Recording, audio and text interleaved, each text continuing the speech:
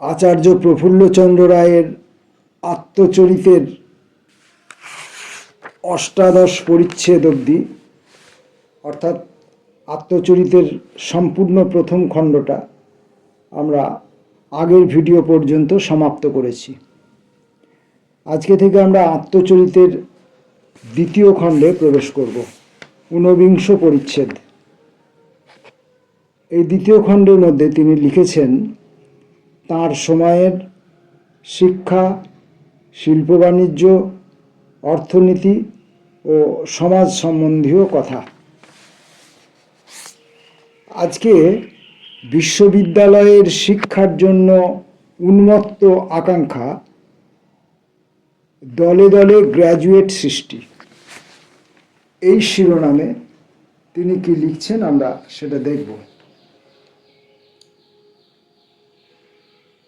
আমি একমাত্র বৃহৎ গ্রন্থ অধ্যয়ন করিয়াছি, একমাত্র শিক্ষকের নিকট পড়িয়াছি। সে বৃহৎ জীবন, সে গ্রন্থ বৃহৎ গ্রন্থ জীবন, সেই শিক্ষক দৈনিক অভিজ্ঞতা। এটি মুসোলিনির উক্তি। আমরা আরেকবার পড়ব।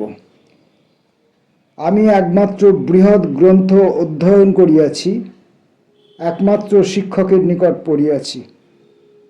সে বৃহৎ গ্রন্থ জীবন, গ্রন্থ জীবন, সেই শিক্ষক দৈনিক অভিজ্ঞতা। মুসোলিনি। এর পরের উক্তিটি র্যামজে ম্যাকডোনাল্ডের। আমার বিশ্বাস বিশ্ববিদ্যালয় ছাত্রজীবন অধিকাংশ লোকের পক্ষে ইষ্ট অপেক্ষা অনিষ্টই বেশি করে। বিশ্ববিদ্যালয়ের ছাত্রজীবন অধিকাংশ লোকের পক্ষে ইষ্ট অপেক্ষা অনিষ্টই বেশি করে। র্যামজে ম্যাকডোনাল্ড।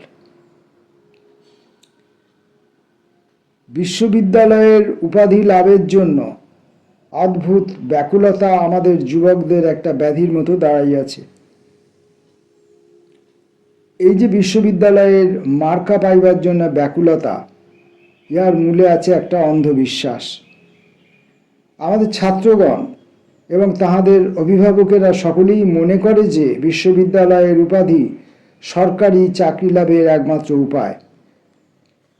আইন, ডাক্তারি বা ইঞ্জিনিয়ারিং প্রভৃতি ব্যবসায় ক্ষেত্রে প্রবেশ করিবারও ওই একমাত্র পথ। তৎকালীন দিনে আইনটার সম্পর্কে আমরা জানতাম যে অধিকাংশ লোকই আইন নিয়ে পড়াশোনা করতেন, উকিল ব্যারিস্টার হতেন, বিদেশে গমন করতেন, জানতাম। কিন্তু তখন থেকেই যে ডাক্তারি ইঞ্জিনিয়ারিংয়ের অসুস্থতাটাও মানুষের মধ্যে ঢুকে গিয়েছিল, ছাত্রদের মধ্যে ঢুকে গিয়েছিল, অভিভাবকদের মধ্যে ঢুকে গিয়েছিল, সেইটা আজকে স্যার প্রফুল্লচন্দ্র রায়ের বই থেকে আমরা জানতে পারছি। উপাধিধারীদের অবশেষে যে শোচনীয় দুর্দশা হইয়াছে তাহা স্থলে বলা নিষ্প্রয়োজন। এইমাত্র বলিলেই যথেষ্ট হইবে। অসংখ্য বেকারদের কথা বিবেচনা করিলে একজন গ্র্যাজুয়েটের বাজার দর গড়ে মাসিক 25 টাকার বেশি নহে। তাহাদের মধ্যে শতকরা একজন বোধহয় জীবনে সাফল্য লাভ করে। বাকি সকলে চিন্তাহীনভাবে ধ্বংসের দিকে অগ্রসর হয়। বাস্তব জীবনের সম্মুখীন হইয়া অনেক শিক্ষিত যুবক আত্মহত্যা করে, বিশেষত যদি তাহাদের ঘাড়ে সংসারের ভার পড়ে। বিশ্ববিদ্যালয়ের শিক্ষা ব্যবস্থার দ্বারা আমরা এতকাল পর্যন্ত জাতির শক্তি ও মেধার যে অপরিমেয় অপব্যয় হইতে দিয়াছি, তাহার প্রতি দেশবাসীর দৃষ্টি আকর্ষণ করা প্রয়োজন হইয়া পড়িয়াছে। মাদ্রাজ বিশ্ববিদ্যালয়ের 1920 সালে ভাইস চ্যান্সেলর রূপে বক্তৃতা করিতে গিয়া শ্রীযুত শ্রীনিবাস আয়েঙ্গার যে হৃদয় বিদারক বর্ণনা করেন, এই প্রসঙ্গে তাহা উদ্ধৃত করিব। মাদ্রাজ বিশ্ববিদ্যালয়ে 18,500 গ্র্যাজুয়েটের জীবনের ইতিহাস অনুসন্ধান করিয়া দেখা গিয়াছে যে প্রায় 3,700 জন সরকারি কাজে নিযুক্ত ছিল। প্রায় ওই সংখ্যক গ্র্যাজুয়েট শিক্ষক রূপে কাজ করিতেছিল। ৬,০০০ আইন ব্যবসায়ে যোগ দিয়াছে। চিকিৎসা ব্যবসায়ে ৭৬৫ জন, বাণিজ্যে ১০০, বিজ্ঞান চর্চায় মাত্র ৫৬ জন যোগ দিয়াছে। এই ১৮,৫০০ লোকের মধ্যে মানব জ্ঞান ভাণ্ডারে কিছু দান করিতে পারিয়াছে এমন লোক খুঁজিয়া পাওয়া যায় না।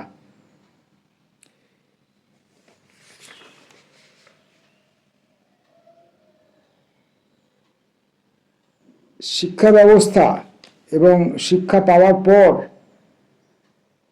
যে জাতির শক্তি এবং মেধার যে কীরকম অপব্যয় হয়েছে এবং শিক্ষিত মেরুদণ্ডহীন প্রাণী তৈরি হয়েছে, এই কথা তিনি উপলব্ধি করেছিলেন। তিনি জাতিকে এটা অবগত করবার প্রয়োজন উপলব্ধি করেছিলেন, তিনি লিখেছিলেন, জানিয়েছিলেন।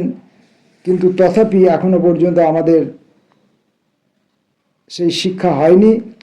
আমরা এখনো পর্যন্ত বিশ্ববিদ্যালয় স্তরের শিক্ষা অর্জন করে মেরুদণ্ড বিক্রি করবার জন্য,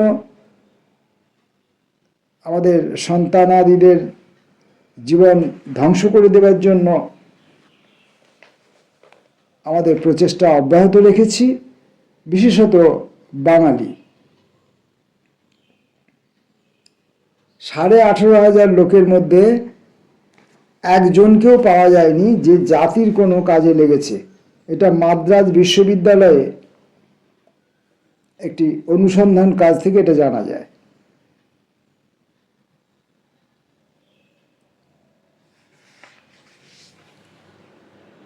অ্যাসোসিয়েটেড প্রেস সংবাদ দিতেছেন ১৯২৬ সালে, এই বছর মাদ্রাজ বিশ্ববিদ্যালয়ের উপাধি লাভার্থীর সংখ্যা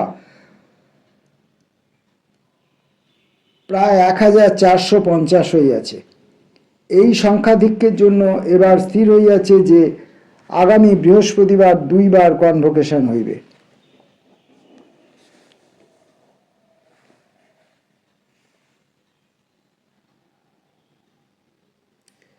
প্রথমবার ২টার সময় ভাইস চ্যান্সেলর উহাতে সভাপতিত্ব করিবেন, দ্বিতীয়বার ৪:৩০টার সময় চ্যান্সেলর উহার সভাপতিত্ব করিবেন। কলিকাতা ও মাদ্রাজের ২ বিশ্ববিদ্যালয় অজস্র গ্র্যাজুয়েট প্রসবের কারখানা স্বরূপ হইয়া দাঁড়াইয়াছে। কলিকাতা ও মাদ্রাজের ২ বিশ্ববিদ্যালয় অজস্র গ্র্যাজুয়েট প্রসবের কারখানা স্বরূপ হইয়া দাঁড়াইয়াছে, কিন্তু ইহাও যেন পর্যাপ্ত বলিয়া মনে হয় নাই।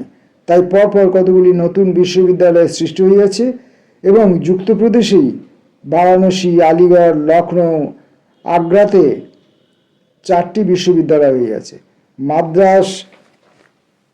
মাদ্রাজ প্রদেশও পশ্চাৎপর হইবার পাত্র নহে। সেখানেও অন্নমালাই ও আন্নামালাই নাকি আরও 2টি বিশ্ববিদ্যালয় হইয়াছে। অন্নমালাইকেই হয়তো আন্নামালাই বলা হয়, জানি না কোনটা সঠিক, দেখতে হবে।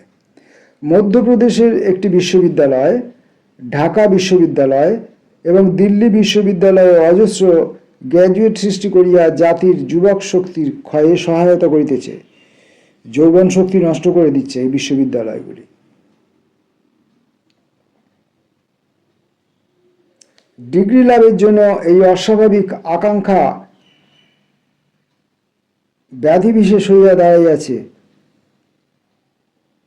এবং ঘোর অনিষ্ট হইতেছে। জাতির মানসিক উন্নতি ও সাংস্কৃতিক মূলে ইহা বিষের ন্যায় কার্য করিতেছে। বর্তমানে যেরূপ ভ্রান্ত প্রণালীতে বিশ্ববিদ্যালয়ে শিক্ষা দেওয়া হইতেছে, তাহার ফলে এমন এক শ্রেণীর শিক্ষিত যুবকের সৃষ্টি হইতেছে যাহাদের কোনো কর্মপ্রেরণা, উৎসাহ ও শক্তি নাই এবং জীবন সংগ্রামে তাহারা নিজেদের অসহায় বলিয়াই বোধ করে। সংখ্যার দিক দিয়া এই শিক্ষায় কিছু লাভ হইয়াছে বটে, কিন্তু উৎকর্ষের দিক দিয়া ইহা অধঃপতনের সূচনাই করিতেছে। সাধারণ গ্র্যাজুয়েটরা মার্কাধারী মূর্খ বলিলেও হয়। আমার কয়েকটি প্রকাশ্য বক্তৃতায় আমি স্পষ্টভাবেই বলিয়াছি যে বিশ্ববিদ্যালয়ের উপাধি অজ্ঞতা ঢাকিবার ছদ্মবেশ মাত্র। বিশ্ববিদ্যালয়ের উপাধিধারীর অতি সামান্য জ্ঞানই আছে এবং পরীক্ষায় পাশ করিবার জন্য যেটুকু না হইলে চলে না সেইটুকুই সে শিখে। কণ্ঠস্থ করা এবং বমি করা। বিশ্ববিদ্যালয়ের উপাধিধারীরা অনেক সময় অভিযোগ করেন, আমি তাহাদের প্রতি অবিচার করিতেছি। তাহারা বলেন, আপনি কি আমাদের মারোয়ারি হইতে বলেন? আমি স্পষ্টভাবেই তাহাদিগকে বলি যে আমি তাহা চাই না। আমি যদি এই শেষ বয়সে মারোয়ারিগিরি প্রচার করি, তবে আমি নিজেকে এবং সমস্ত জীবনের কার্যকেই ছোট করিয়া ফেলিব। প্রত্যেক যুবকই যে বিশ্ববিদ্যালয়ের উপাধি লাভকেই জীবনের চরম আকাঙ্ক্ষা বলিয়া মনে করিবে, ইহারই আমি অতি তীব্র নিন্দা করি। এ সম্বন্ধে বিস্তৃত ব্যাখ্যার প্রয়োজন নাই। কলিকাতা বিশ্ববিদ্যালয়ের অধীনে 20-25 হাজার এবং ঢাকা বিশ্ববিদ্যালয়ের অধীনে আরও 2,000 ছাত্র ডিগ্রি লাভের জন্য প্রস্তুত হইতেছে। ইহাদের মধ্যে শতকরা 2-3 জন সরকারি চাকরি এবং ডাক্তারি, ওকালতি প্রভৃতি ব্যবসায় স্থান পাইতে পারেন। এই অপ্রিয় সত্য সকলেই ভুলিয়া যান। অবশিষ্ট শতকরা 97 জনের কি হইবে? তাহাদের যে নিতান্ত অক্ষম অবস্থায় জীবন সংগ্রামের সম্মুখীন হইতে হইবে। যদি এই বিপুল সংখ্যা হইতে বাছিয়া 3,000 ছাত্রকে উচ্চ শিক্ষা লাভার্থ প্রেরণ করা যায়, তবে অবসর গ্রহণ ও পদত্যাগ প্রভৃতির ফলে যে সমস্ত চাকরি খালি হয়, তার জন্য যথেষ্ট লোক পাওয়া যাইবে। নানা বিদ্যায় গবেষণা করিবার জন্য ছাত্রের অভাব হইবে না এবং ভবিষ্যৎ শাসক, ডেপুটি ম্যাজিস্ট্রেট, মুন্সেফ এবং উচ্চ শ্রেণীর কেরানি পদের জন্য লোক জুটিবে। ইন্ডিয়ান স্ট্যাটুটারি কমিশনের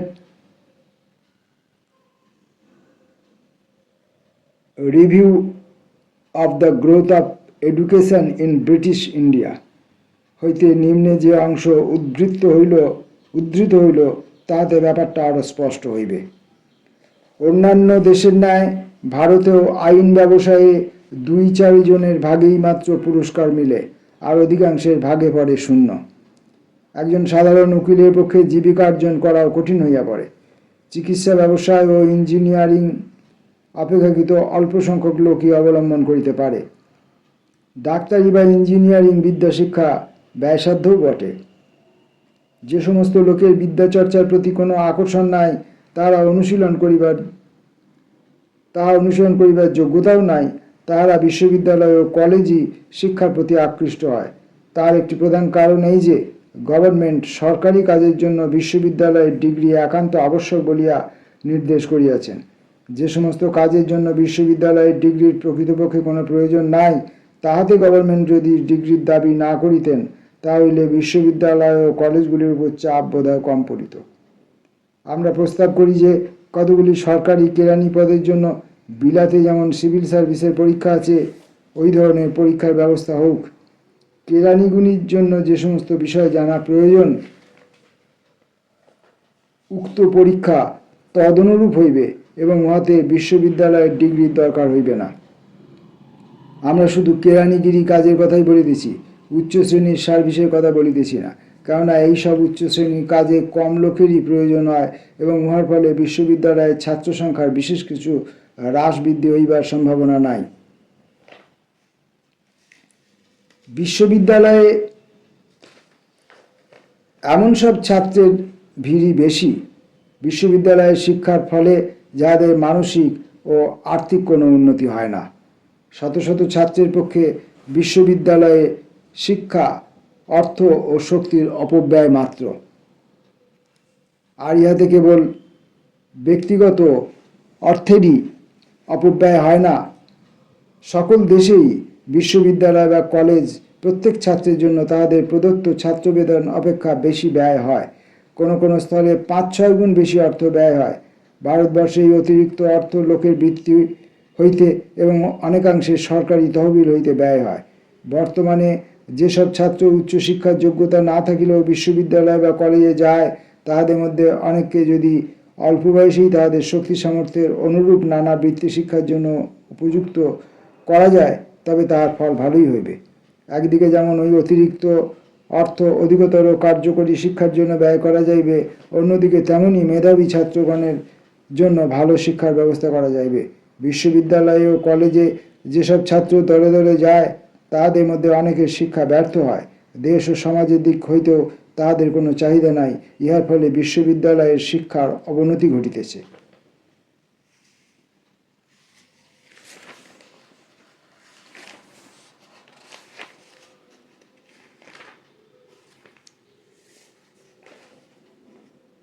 এই ঊনবিংশ পরিচ্ছেদ অল্প অল্প করেই পড়তে হবে, কারণ আমি এর পরবর্তী শিরোনাম যেটি আছে, বিশ্ববিদ্যালয়ের গ্র্যাজুয়েট বনাম আত্মচেষ্টায় শিক্ষিত ব্যক্তি, এটা যদি পড়া শুরু করি তাহলে ভিডিও অনেক বড় হয়ে যাবে।